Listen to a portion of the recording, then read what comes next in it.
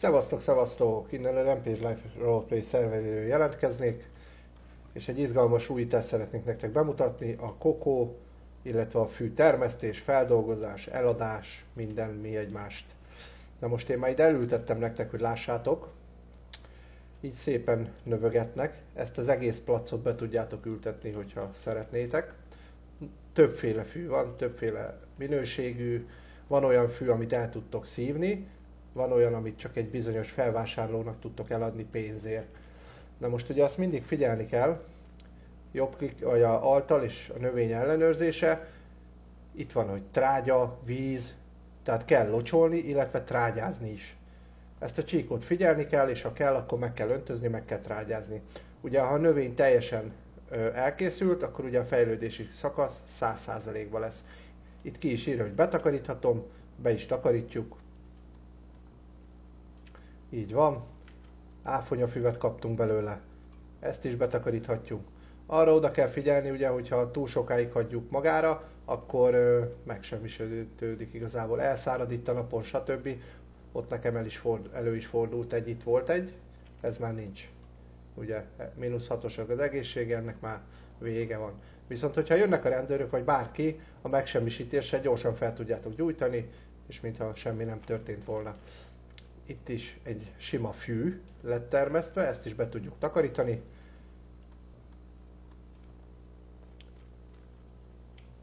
Hát sajnos ez is már mire ide értem, ugye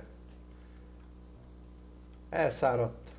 És ugye van két asztalunk, amit egy bizonyos boltba tudtok majd megvásárolni, ezt is a videó folyamán fogom mutatni. Ugye van a fű, illetve a kokó feldolgozó asztal.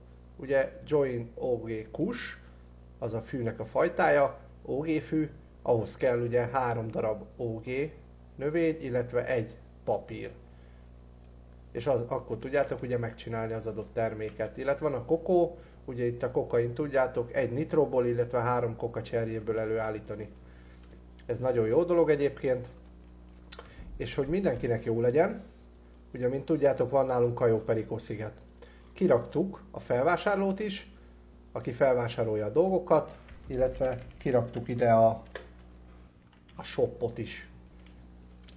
Ugye a Cayo Perico szigetre tudni kell, ugye, hogy csak repülőgéppel tudtok kijönni, tehát nincs híd, nincs semmi. A repülőtérről jár majd járat ide a Cayo Perico szigetre, bizonyos időközönként, úgyhogy ez egy elég izgalmas dolog lesz. Alttal, kereskedő ellenőrzése, eladás. És akkor itt kiírja, hogy miket szeretnénk, hogy megvegyen. Most nálam van lila kötfű 4 darab, és áfonyafű 6 darab. Lila kötfű.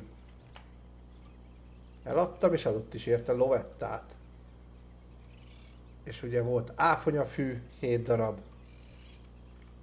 Na, mennyi van nálam? Ja, csak 6 darab. És el tudjátok neki adni, amiért jó kis összeget ad. Tehát ezért a $3000 azért már szépen megdolgozik, de hát nyilván ez rizikóval is jár. Illetve megmutatom nektek, itt tudjátok megvásárolni ugyanígy a Cayo Perico szigeten az alapanyagokat ugye a termesztéshez. Itt van egy kis bolt, zöldségesnek neveztük el, kis humoros legyen. Van kanna, prémium minőségű műtrágya, sima trágya, folyékony műtrágya, és ugye itt vannak a magok, a kétféle asztal, a nitro és a papír. És ezekből tudtok ugye termeszteni. Na most ezt tudnatok kell, hogy a Cayo Perico sziget ide a reptérig safe zone lesz. Innentől kezdve DM zóna lesz, úgyhogy nem ajánlatos egyedül jönni, illetve ugye itt a szigeten található craftasztalunk is, ahol az illegálosok tudják craftolni a fegyvereket, golyóálló mellé, stb. És hogy be is mutassam egy kicsit akkor a hatását a dolgoknak. Elszívunk egy füvegycigit. Ez ugye a fű, az tölti az életet, a kokótól gyorsan rohansz, sose fáradsz el, vannak ilyen szép kis effektek, és ugye föltölti 100%-ra az életerőnket. Remélem, hogy tetszett a videó, srácok, Bionban megtaláljátok a DC linket, csatlakozzatok föl. 1-2 héten belül szerintem már nyitunk. frakciópályázati lehetőségek adottak.